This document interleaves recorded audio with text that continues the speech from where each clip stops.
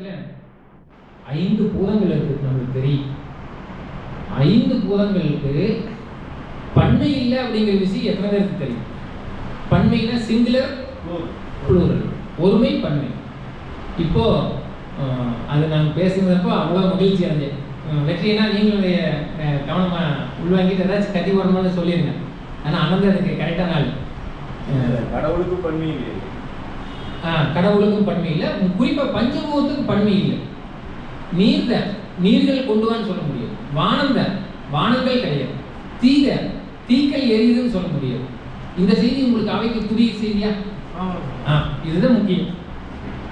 இந்த அவையில் ஒரு புதிய செய்தி நாம் கற்றுக்கொள்கிறோம். அதை நம்ம உள்வாங்கிறத எனக்கு கொடுத்த அந்த நேரத்துக்கு வள்ளுவர் எங்க மூலமாக உங்களுக்கு சொல்ல வேண்டிய செய்தி.